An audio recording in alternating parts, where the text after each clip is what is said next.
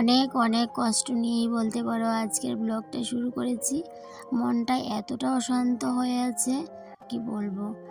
তারপরও সংসারের প্রত্যেকটা কাজ যত্ন সহকারে করছি।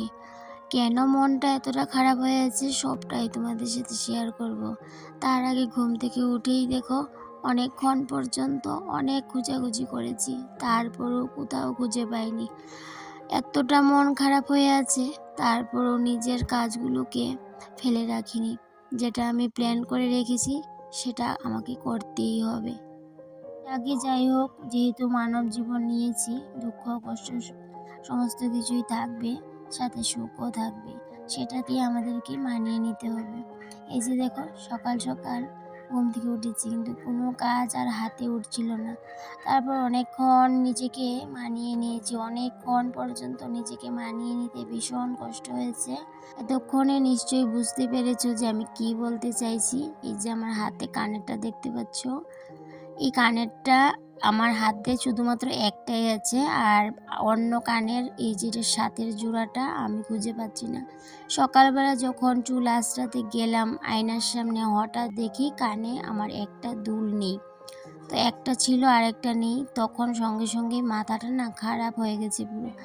সারা বাড়ি খুঁজছিলাম, কোথাও পাচ্ছি না, মানে এমন অবস্থা হয়ে গেছে। তবে আজকের কাজগুলো আরও অনেক আগে শুরু করার কথা ছিল, কিন্তু মন খারাপের কারণে অনেকক্ষণ পর্যন্ত আমি আমার কানের জিনিসটাকে খুঁজছিলাম সারা বাড়ি। তো আর কতক্ষণ মন খারাপ করে বসে থাকবো, তাই জন্য নিজের কাজে লেগে পড়েছি। যেহেতু আজকে দোল পূর্ণিমা, ঠাকুরকে রং দিতে হবে সময়ের মধ্যে। তবে আগের দিন ভেবে রেখেছিলাম আজকে আবার একটু বিপদনাশিনী মায়ের পুজো দেবো। বেশ অনেক দিন হয়েছে বিপদনাশিনী মায়ের পুজো দেওয়া হয় না। তবে আগের দিন যেহেতু প্ল্যান করেছি, মন খারাপ হলেও আমি মনটাকে শক্ত করে নিয়েছি যে আমাকে আজকে পুজো দিতেই হবে। কানের জিনিসটা যদি পাই তা তো ঠিক আছে, যদি না পাই তাহলে আর কি করব বলো, মন খারাপ করে আর কি করব। কিন্তু বিশ্বাস করো, এতটা কষ্ট হচ্ছিল। সারা দিন তো কানের জিনিসটা খুঁজে পাইনি, 2 দিন পর্যন্ত কানের জিনিসটাকে ভীষণভাবে খুঁজেছি আমি আমার হাজব্যান্ড মিলে। শেষ পর্যন্ত মাও কিন্তু চলে এসেছে বাড়ি থেকে, যখন শুনেছি আমার কানের জিনিসটা আর খুঁজে পাচ্ছি না। মা কিন্তু খুব সকাল করে ঘুম থেকে উঠে আমার বাড়ি চলে এসেছে। এতটা মন খারাপ কি বলবো তোমাদের।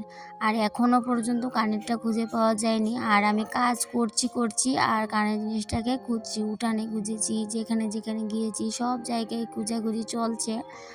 তারপরেও নিজের কাজ করছি, আর এই কাজের ফাঁকে ফাঁকেই বলতে পারো জিনিসটাকে বহুত অনেক করে খুঁজছি যে কোথায় গিয়েছি না গিয়েছি সেটা মনে করে করে কিন্তু কানের জিনিসটাকে খোঁজা হচ্ছে। এদিকে আজকে আবার চন্দ্রগ্রহণ, বিকেল 3টা 20 মিনিট থেকে শুরু হয়ে যাবে চন্দ্রগ্রহণ। তাই জন্য প্ল্যান করেছি আজকে রান্নাঘরে সমস্ত কিছু পরিষ্কার করে রেখে দেবো, যেহেতু ছেলে বাড়িতে নেই। আর একটু আলু সিদ্ধ ভাত করে রেখে দেবো, তাতেই হয়ে যাবে আমাদের হাজব্যান্ডের আর আমার। তো সেটাই প্ল্যান মাফিক কাজ করছি। আর এদিকে পুজোটা তো কমপ্লিট করতে হবে সময়ের ভিতরে। ঠাকুর ঘরে গেলে অনেক সময় লাগে, তো সেই দিকে ভাবলাম যে ঠাকুর ঘরে গেলে যেহেতু অনেক সময় লাগে, তাই জন্য রান্নাঘরের সমস্ত কাজ বাজ কমপ্লিট করে তারপরে যাব ঠাকুর ঘরে। এদিকে ঘর দুয়ারও মুছে নিয়েছি, উঠান বাড়ি ঝাড় দিয়ে নিয়েছি। আর এদিকে রান্নাঘরের যা বাসন কুসন ছিল বড়ানো সমস্ত কিছু ধুয়ে নিয়েছি। শুধুমাত্র একটু আলু সিদ্ধ ভাত করব, তাও পুজোটা কমপ্লিট করে। হচ্ছে গৌর পূর্ণিমা, গৌরাঙ্গ মহাপ্রভুর জন্মদিবস। তবে অনেকেই বলছে আজকের দিনটা নাকি ভালো না, অনেক ঠাকুরকে নাকি রং দিতে নেই। তবে আমি সেই কথাগুলো শুনিনি, আমার মন চাইছে যে ঠাকুরকে রং দেবো, তাই জন্য দিয়েছিলেন। আর এদিকে আজকে বিপদনাশিনী দেওয়ারও কারণ আছে, যেহেতু আজকে পূর্ণিমা। এমনিতে শনি মঙ্গলবার পূর্ণিমা দিনটা একদমই পাই না, যেহেতু আজকে পেয়েছে তাই জন্য ভাবলাম যা আছে ঘরে সেটা দিয়ে দেবো। এমনি করে আর কিছু আনানো হয়নি, ঘরে যা ফল ছিল সেগুলো দিয়ে বিপদনাশিনী দেবো। ঠাকুর ঘরে যাওয়ার আগে রান্নাঘরটাকে ভালো করে ক্লিন করে যাব, কেন কি আজকে যেহেতু গ্রহণ, সময়ের মধ্যে কিন্তু আজকে রান্নাঘরটা পরিষ্কার করতে হবে। তবে হ্যাঁ, অনেকেই গ্রহণ ছাড়ার পর রান্নাঘর পরিষ্কার করবে। আর যেহেতু আজকে আমার বাড়িতে কেউ নেই, ভাবলাম রান্নাঘরটা পরিষ্কার করে রেখে গেলে আর গ্রহণটা ছাড়ার পরে আমার অতটাও পরিষ্কার করতে হবে না। তাই জন্য রান্নাঘরে যা বাসন কুসন ছিল নোংরা সেগুলোকে কিন্তু ধুয়ে মেলে দিয়ে এসেছি বারান্দাতে। আর এমনিতেও যতক্ষণ অবধি রান্নাঘরটাকে ঠিকভাবে ক্লিন না করতে পারি ততক্ষণে আমার মনটা না একদম শান্তি পায় না, অশান্ত হয়ে থাকে। তোমরা হয়তো বা খেয়াল করেছো যে টেবিলের উপরে যে আমার প্লাস্টিকের ঝুড়িটা ছিল সেটাও না ইঁদুরে কেটে ফেলেছে। তো এখন আর এই ঝুড়িটার মধ্যে তেমন কিছু রাখা হয় না, এমনিতে রেখে দিয়েছি ঘরে। খুব শখের জিনিসই বলতে পারো ছিল, এই ঝুড়িটাও ছিল খুব শখের জিনিস। এই যে 30 টাকা দিয়ে কিনেছি, সেটা দামটা আমার কাছে বড় কথা নয়, বড় কথা হলো আমার যেগুলো শখের জিনিস সেগুলো যদি নষ্ট হয়ে যায় ভীষণ কষ্ট পাই আমি। তবে এই যে আজকে কালকে এই 2 দিনে একটু ইঁদুর থেকে একটু যন্ত্রণাটা কম হচ্ছে ঘরে, যেহেতু ওই যে বলেছিলাম ওষুধ দেবো করে, ওষুধ দিয়েছি। এখন 2 দিন ধরে অতটাও কিন্তু যন্ত্রণা করছে না ইঁদুরে, জানি না আবার কি করে। তো এইদিকে আমি টেবিলটাকে ভালো করে পরিষ্কার করে নিয়েছি আর জায়গার জিনিসটা জায়গার মধ্যে রেখে দিয়েছি। এদিকে যে টেবিলের উপর প্লাস্টিকের ঝুড়িটা দেখতে পাচ্ছ, যে আমি আর্টিফিশিয়াল ফ্লাওয়ারটা রেখেছি, তো এই ঝুড়িটার কথাই বলছিলাম।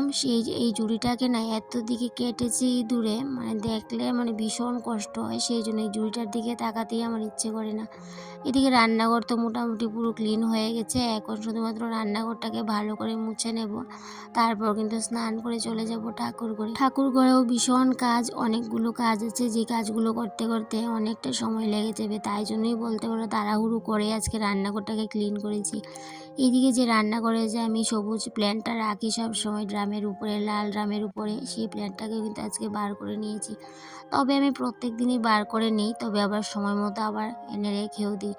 এই গাছটাও কিন্তু বলতে পারো আমার একটা শখের গাছ। এই যে গাছটা বাইরেই ছিল এতক্ষণ, আবার কিন্তু ঘরটাকে গুছিয়ে জায়গা মতো এনে রেখে দিয়েছি, যাতে করে আমার রান্নাঘরটা দেখতে সবসময় টিপটপ লাগে। এইভাবেই আমি আমার রান্নাঘরটাকে ঝকঝকে রাখার চেষ্টা করি, নিজের সাধ্যমতো জিনিস দিয়ে, শখের জিনিস দিয়ে। ওই যে বললাম কম দামে যেই শখের জিনিসগুলো আছে সেগুলো আমার কাছে ভীষণ ভীষণ প্রিয়।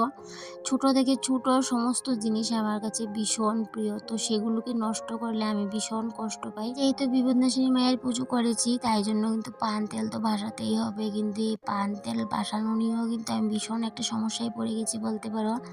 আমাদের এদিকে আবার কারো বাড়িতে এখন আবার পুকুর নেই, সবার বাড়িতে পুকুর ভর্তি করে নিয়েছে। আর আমি যার বাড়িতে সবসময় বিপদনাশিনী মায়ের পান তেলটা ভাসাতাম, তাদের বাড়ি যে পুকুরটা ভর্তি করে দিয়েছে সেটা আমার জানা ছিল না। তো আমি তো সোজা মায়ের পান তেল নিয়ে ওদের বাড়ি চলে গেলাম, গিয়ে দিয়ে পুকুরটা ভর্তি করে দিয়েছে কবে আমি জানিই না। তারপর আর কি অনেক দূরে গেলাম আমার মামার বাড়িতে, সেখানে গিয়েও দেখি পুকুর পুরো শুকনো। তো এই পুকুরের কোনায় একটু জল ছিল, সেই জলের মধ্যেই মায়ের পান তেলটা ভাসিয়ে আসলাম। এত সুন্দর কাঠাম ধরেছে কি বলবো, বিপদনাশিনী মা মনে হয় সত্যি এসেছে। অনেকে বলছিল আজকের দিনটা নাকি ভালো না, কিন্তু আমার মনটা মানছিল না, যেহেতু এত একটা ভালো দিন পেয়েছি, সুন্দর গৌর পূর্ণিমা দিন, তাই জন্য একটু বিপদনাশিনী মায়ের পুজো করেই নিলাম। এদিকে বিপদনাশিনী মায়ের কাছে মানসিও করে রাখলাম, যাতে করে আমার কানেরটা যদি পাই আবার খিচুড়ি পায়েস করে বিপদনাশিনী মায়ের আবার সুন্দর করে পুজোটা করব। তো জানি না মা কী করবে। তারপর রান্না করে আবার চলে আসলাম, যেহেতু গ্রহণ লেগে যাবে, নিয়ে আমাদের জন্য আবার একটু রান্না করে নিচ্ছি, শুধুমাত্র আলু সিদ্ধ আর ভাত, যেহেতু গ্রহণ লাগবে, তারপর সমস্ত কিছু আবার ধুয়ে ফেলতে হবে, তাই জন্য।